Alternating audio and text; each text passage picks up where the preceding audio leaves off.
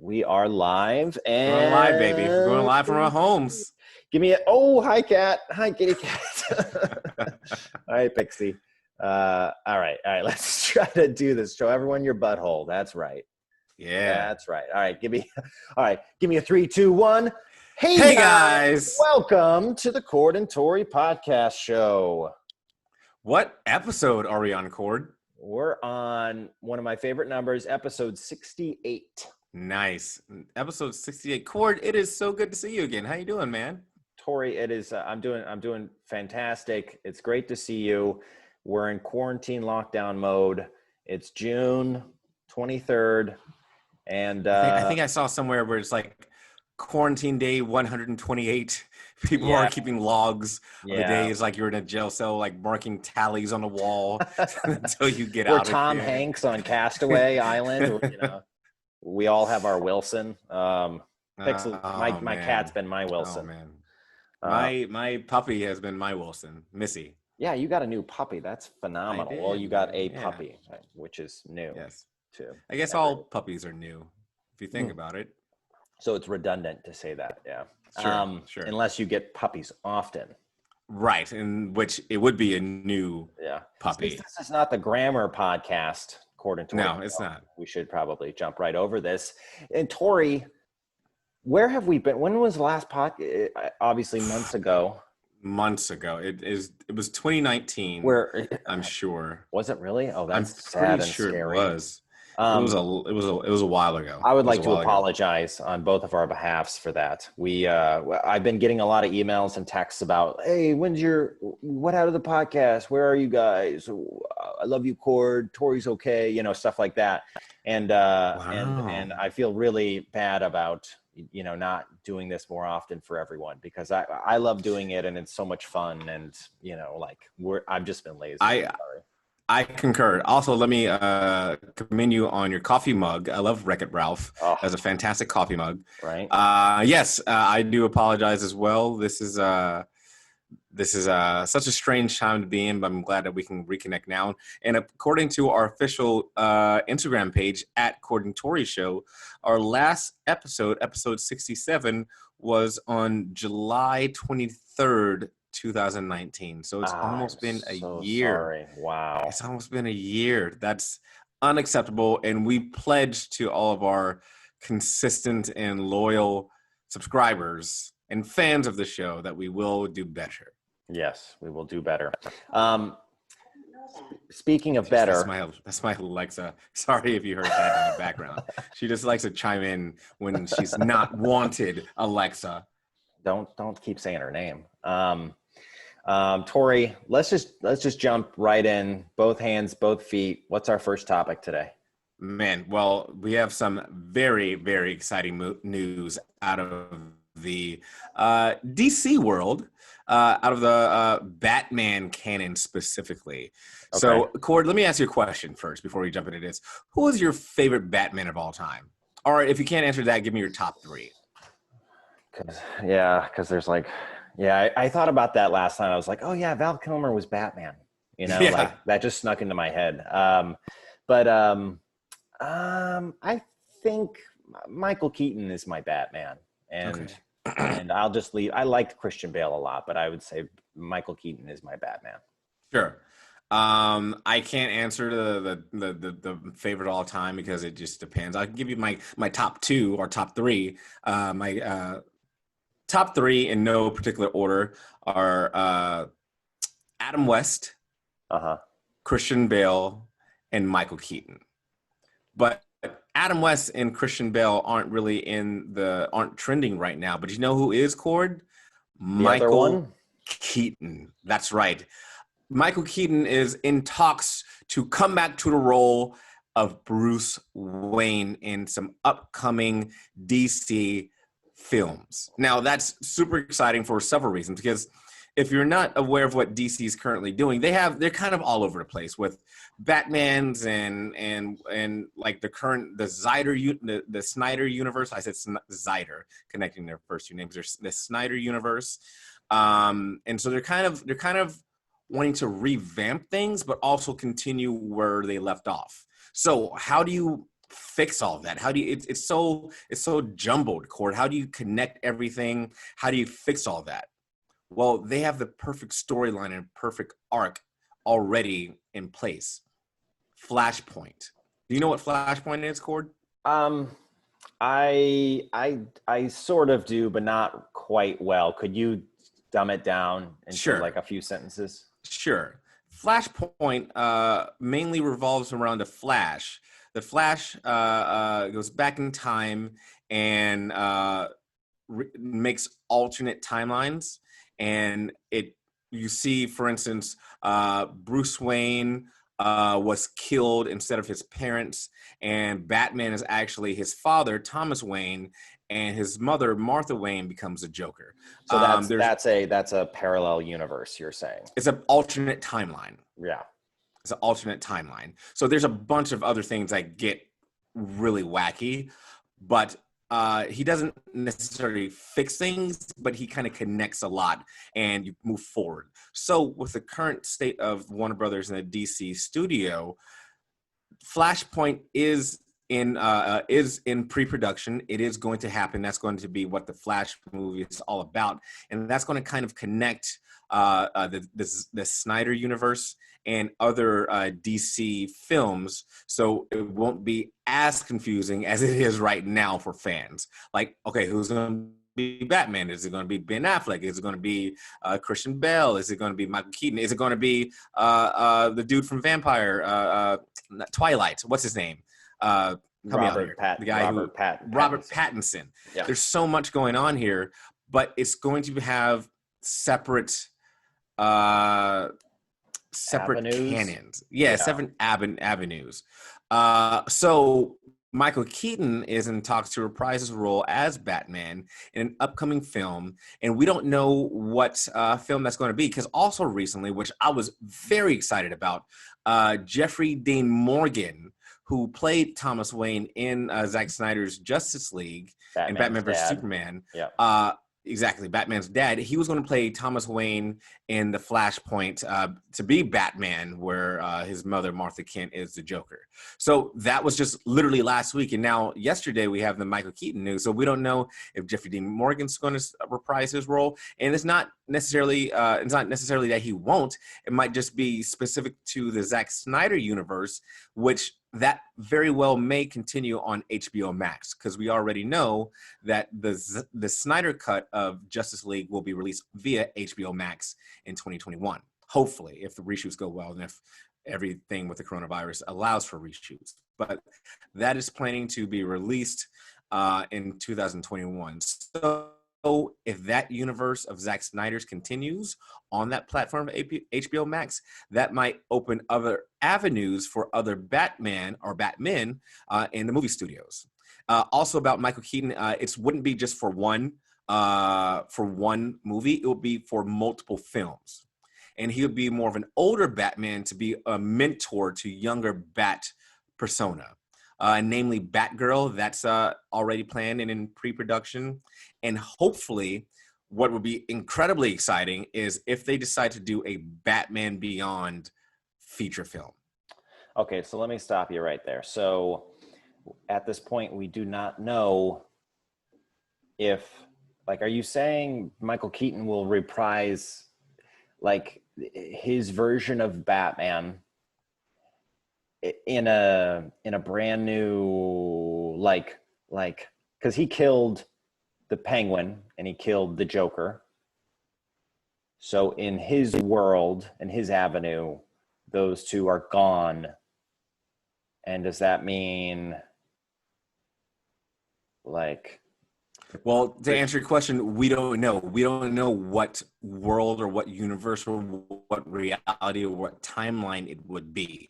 Yeah. Again, the Flashpoint, it all goes back to Flashpoint connecting multiple realities, multiple timelines. So the doors are wide open for DC and WB to do whatever they want and proceed however they want to. It's so funny. So I've stated this before, but I'm a fan of DC, and like I don't pick DC over Marvel at all in the comics world. but witnessing how DC has run into so many different problems left and right, and unique problems too, like, like Wonder Woman is great and that's so popular and they hit the nail on the head with that series, but then they keep missing with some of their other characters. And now they have the problem of like, oh, how do we recast and rewrite to make everything line up? It's just every year you see how the DC train, goes off its rails, but then you look over at Marvel and you say, wow, they just keep doing it right. They just keep making it fun and interesting. And whether it's the leadership or it's just a little bit of luck on their part, like I don't know what it is, but it's it's tough to see DC like have to like go to all these great lengths to like fix and course correct what's happening. It is. But it's they're going to have to eventually. They're either going to do it anytime soon, or they're going to have to like let things die down and say, all right, another 10 years and no one will remember the last 15, but we might get some more answers. Just last week as well, DC announced that they're doing a fandom event. Which is going to be in all avenues of the DC EU to DC universe, to kind of give some foundation or blueprint as to what's coming up in the near future and what fans can expect. So hopefully, I think that's coming in August, if I'm not mistaken. But hopefully we'll have a blueprint or some ideas of where DC might be taking us in the very near future. Interesting. Okay. Well, I hope for the best. I hope they cook up a really cool Michael Keaton, Bruce Wayne story, because he deserves it. Or several of them. Right. And it's not, the deal is not signed. It's not in stone yet, but they're talking to him and they release this information. A lot of times studios, for those who don't know, release kind of like Easter eggs or kind of big news like this just to gauge fan reaction. It's kind of a free crowdsourcing. If they get if it starts to trend on Twitter, on social media, if outlets who are reporting these stories like comicbook.com or whatever, AV Club, if they get a lot of comics or traction on their posts, DC will see that and say, okay, the fans are excited about this, so let's go ahead and move forward with this idea. And if there's not a lot of traction, there's not a lot of, if it doesn't trend, if there's not a lot of feedback or a lot of negative feedback, they might say, you know what, let's go in a different direction. So we don't know. If you want to see Michael Keaton return as Batman, go ahead and like get on your social media and say you heard it here first on the Cord and Tory show. But let's say, you want to see Michael Keaton, go ahead and hashtag Michael Keaton or him return as Batman. Do what right now is a really interesting time too, because we're all everything's shut down. We're all locked in our home. So movie studios really are excited to see what the fans want, because when movie theaters do open back up, whenever that will be, they really want to provide us with what we want, because it's going to give them a lot of money and bring them a lot of business too. Yes, that is if movie theaters do open back up. Isn't that right, Tory? That's true, man. It's true. What's our next topic for today? Speaking of movie theaters. I don't remember the last time I went to the movies. I think, do you remember the last movie you saw, Corey? I think it was Rise of Skywalker. That was back that was on my birthday. That's right. We went on my birthday. Yeah. I might have seen something else since then. I can't remember. Do you remember like what the last thing that topped the box office was? No. I could not. In March, it was March. Something must have. Do you have any idea of what recently topped the box office? No. Any guess as to what recently topped the box office? No. I can't imagine anything has, technically. Well, there was one thing that kind of made the headlines just a couple of weeks ago, on June 10th, as a matter of fact. There's a movie that was released called Unsubscribe. Now, this is a very ingenious and a timely production movie and producer. Christian Nielsen is a video producer for The Atlantic. And he just had this idea that, especially during quarantine, he always had this idea, but especially during this quarantine, he saw an opportunity to have the #1 movie in America. So he jumped on that. And he used a rarely used distribution method called forewalling. Do you know what that is, Cord? No, I've never heard that before. That's weird. All right. Well, forewalling is when a movie distributor rents a theater for a flat fee, buys all the tickets, and gets to keep the revenue. Let's just say if you have seen which that's Eddie Murphy's return to film. First of all, it's really good. Really, I highly recommend it. But it's based on the true life actor and comedian Rudy Ray Moore back in, I believe it was the 70s. He just did this technique to get his character Dolomite famous nationally. So in other words, it's a straightforward way for an independent or low budget film in times like these to make it to the box office charts. Now, yes, question? What's the guy's name who has done this movie? His name is Christian Nilsson, Nilsson. Gotcha. Okay. And it's kind of wild. It's a 29-minute movie. He wrote the script for Unsubscribe in one sitting, lined up a cast the next day, and had everything filmed via Zoom 4 days later. Talk about a wild turnaround time, right? That is, every bit of that is wild, Tory. So here's the premise of it. It's about a group of YouTubers who think they're joining an online video call for a friend's birthday and quickly realize that they are falling into a trap of an internet troll. And that's literally the log line of the film. Now, he went the hardest part for him was finding a movie theater that would open for him, especially during lockdown. He called all over the place, and all he got was voicemails. Finally, he found this very small theater outside of New York, and the owner, he bought 3 sold out screenings of it. Again, he just paid a flat fee for 3 screenings of it. And it was only him and his partner, Eric, in attendance.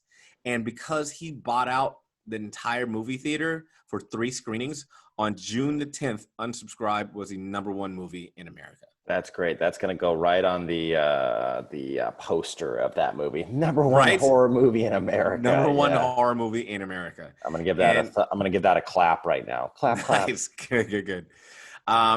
He said he's very excited, and now it's gaining traction online.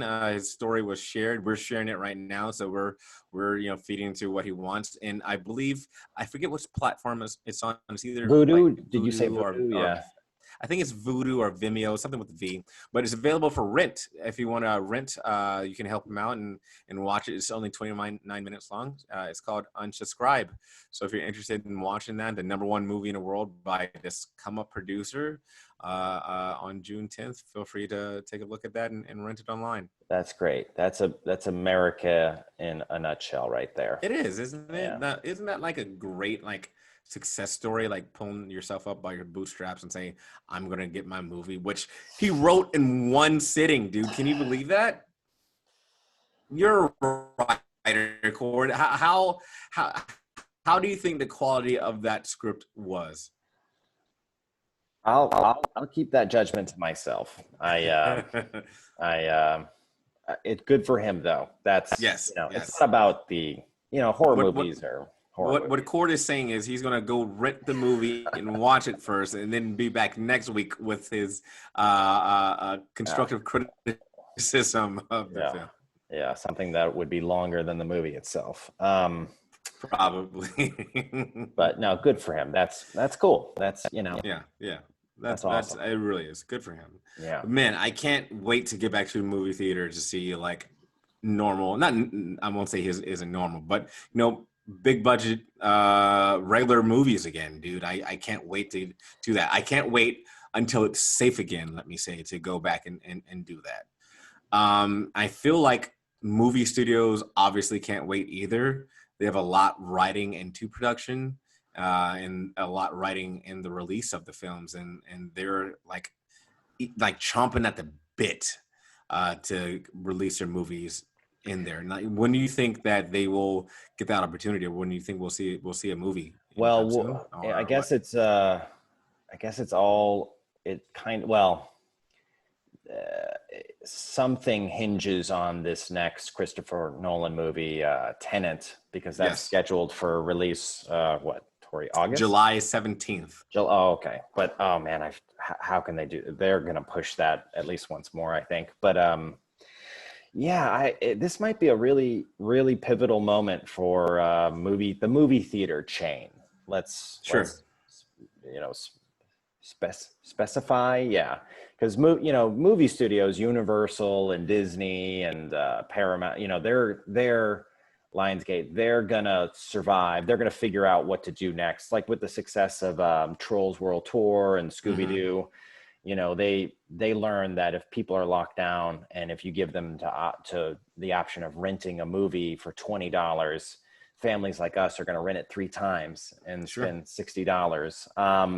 And then we're going to buy it when it comes out next week for another $20 or whatever. So like, they're going to live to fight another day. Things will change for them. But for, AMC and ArcLight and all, these big movie theater chains, like, they are chomping at the bit. They're nervous about what the next few months are going to hold. And the movie Tenet is definitely going to be a test case for a lot of studios and a lot of movies coming out in the next few more months. more so than some may realize, because Warner Brothers is according to, there haven't really been any new updates, but according to some recent articles shared or from the studio, they are dead set on releasing Tenet on July 17th. Like Oh, they're like full gung ho, like full steam ahead. It is going to happen in their eyes, and the rest of the production studio community have all eyes on that film, because that will be a true telltale sign on what is to happen.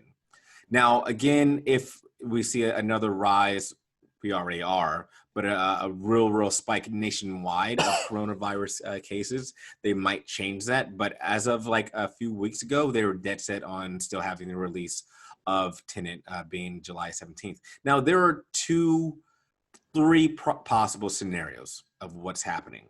One is people are just like so eager and excited to get out the house and go to a movie theater again to watch it. They will go see this. It'll be the only thing in the movie theater. Movie theaters will have to add extra screenings and extra times because again, most of the movies, what do you call it, like mandates, or they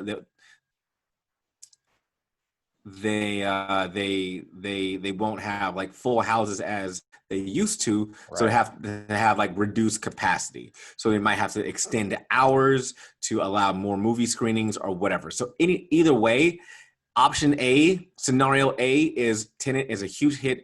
It'll make a ton of money, and movie theaters were like, okay, America's ready to get back to the movies again.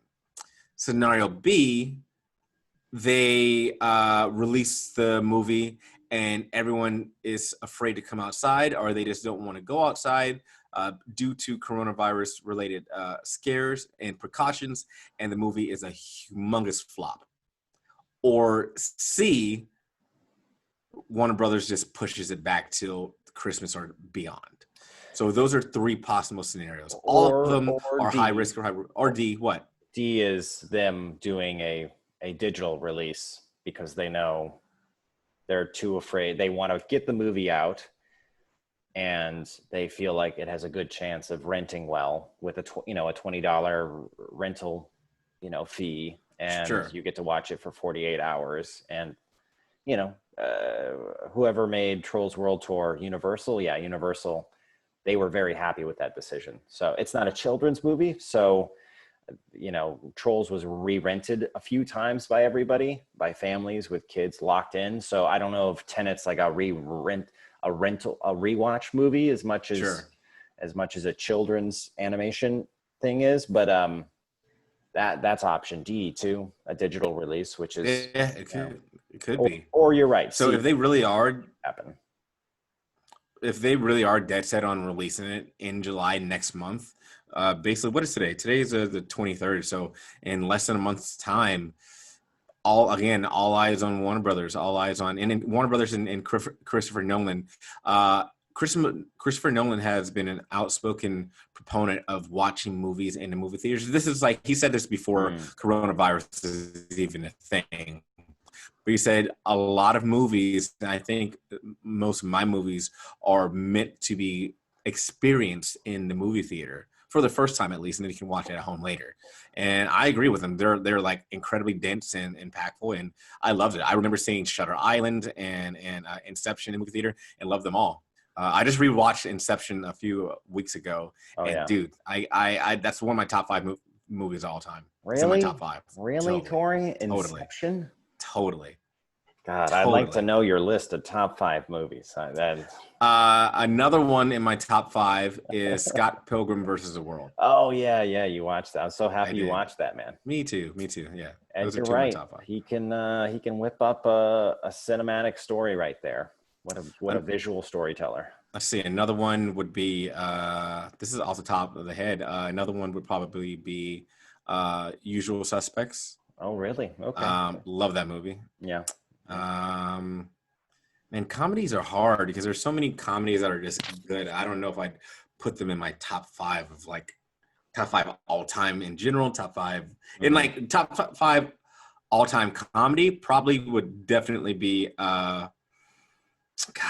blanking on what's the one with the End of the World with like Seth Rogen and James Franco. I think it's called This Is the End. This is the end. Yeah. This is the end. This is the end. Yeah. Yeah.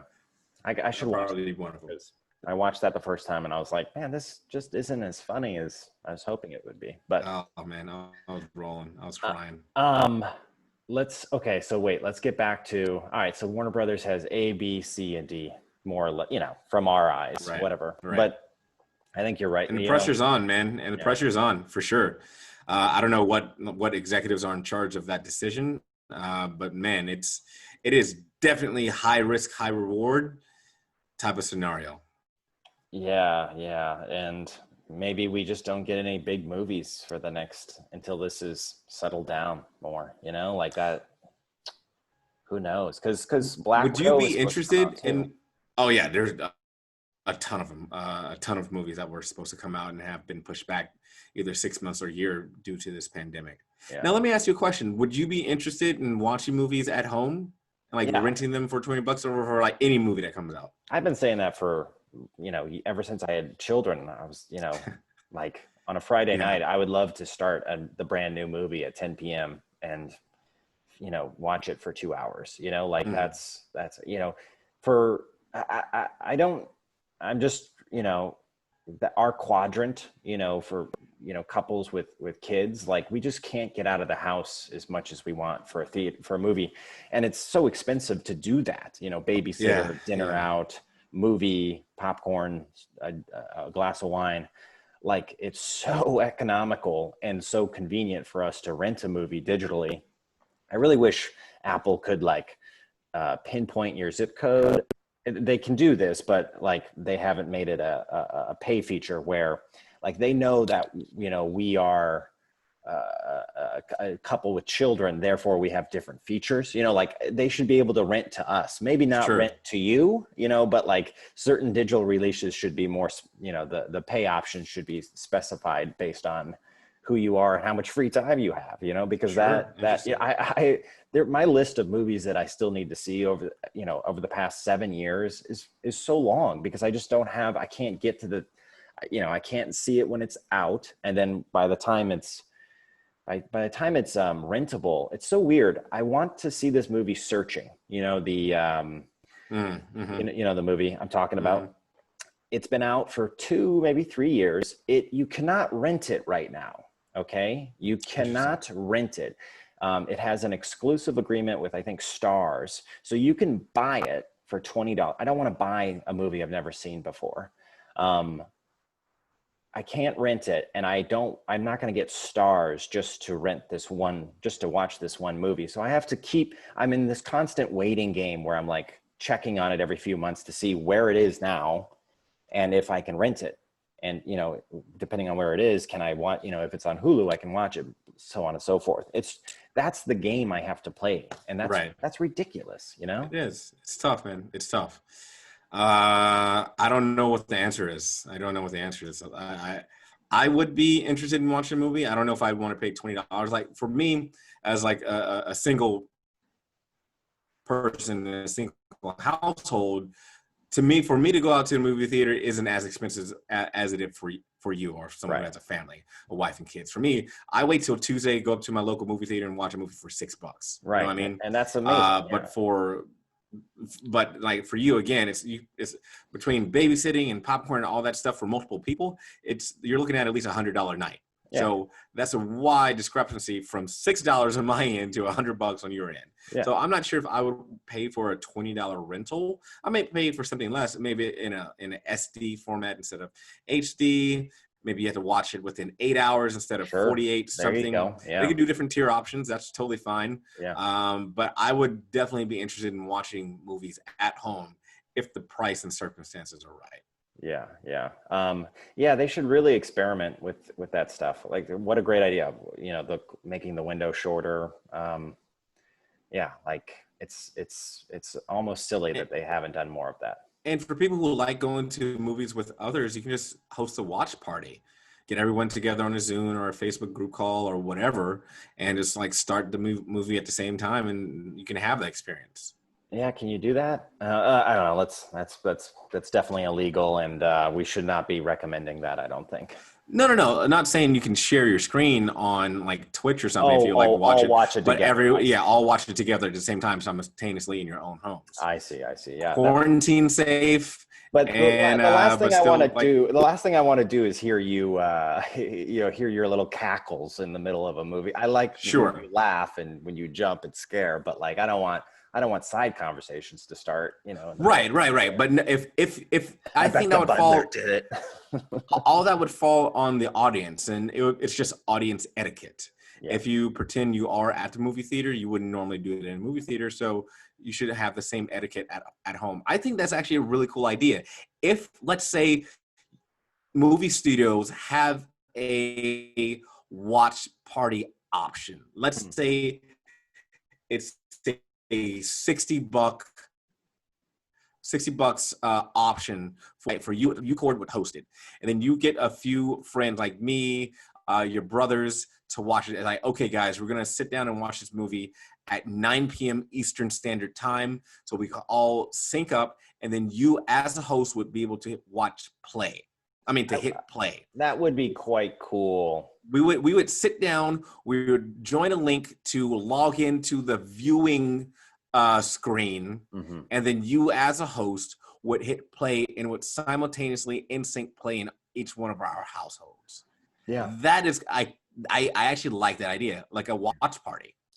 Yeah, like a watch party for not just movies, but like TV shows. I love Rick and Morty, and I love talking about it with my buddy Mike. Mm-hmm. Shout out to Mike, who's definitely listening to this. I would love to watch it with him and just, comment or laugh at the same time. Just hearing him there, that's really interesting. I would love to do that. Man, that's I wonder that it would takes be legal a lot for of someone for like a redistributor to do that. That wouldn't be legal. No, man, it would take a lot of effort, but look how much money they would make. And if everyone's chomping at the bit to watch new content and watch these movies together with friends and family, you could do it and market it as a safe way to do it, and you can still get together. That might be an option to look into. Yeah. It's interesting because, because you're also like, how valuable is a watch party? I love watching movies by myself. I don't need people next to me. It's not imperative to enjoy a movie. Maybe for you, maybe for other people, but it's if definitely it's a lot to each of your trouble, own. It's not for everyone, but I think a lot of people would like to watch movies with their Yeah. friends or with their I do family and think they stuff. need to come up with the system of overlaying the Mystery Science 3000 guys on the bottom of the screen, just for any movie, and just have them like randomly tell jokes, maybe not even related to the movie. That would be great. That would be a great plugin. Someone needs to do that. That'd be solid. That'd be solid. Man, what good ideas we come up with on I know. Cord and Tory show. Amazing. Amazing. Amazing. Yeah, for free. Anyone wants them, just take them. Just run away and take them all. Now, if you do want to pay us, we have a plethora of other ideas, which we'll save for the paid for version of our podcast. Yes. Coming soon. Yeah. This year, next year, 7 years from now, hey, we'll see. Whenever you want it, we'll be here and with our hands out. Absolutely. Tory, I think that was a great episode 68. Do you have anything else to talk about? Oh man, no, this is so good to be back. It's so good to chat with you about these subjects. Thank you to our loyal fans for tuning in. We hope you guys are well and safe during this quarantine. Once again, special shout out to Mike Babola, Cash, who's probably listening in. Mike. Who are some of our other loyal fans, Cord? Jeff Talbot, Adrian. I'm just going to start naming people I've met at least once. Brian, John, Brett, Shay. Shay's definitely listening. I forget her name. She has one of her T-shirts. She's, I think, one of your friends. One of her are like number one. Cree. Cree, yes, Cree, yes. Shout out to Cree. Yeah, we love you, Cree. And then all of my buddies too. Drew, it's so good. Drew, definitely Drew. Yeah, wonderful, Tory. Great work, and we will see you guys real soon, right, Tory? Real soon. Hopefully next week. Yeah, depending. All right, you guys stay safe out there, and share this with all your friends right now. Yeah, we're back, baby. We're back. All right, dude. See you soon. Also, wait 1 sec. Jay Turetsky too. He'll be super mad if I didn't shout him out. But so Jay, thanks for being another loyal fan as well. Thanks, Jay. Thanks for always being there. Peace. All right. I'm going to do a thumbs up, and then I'm going to stop recording.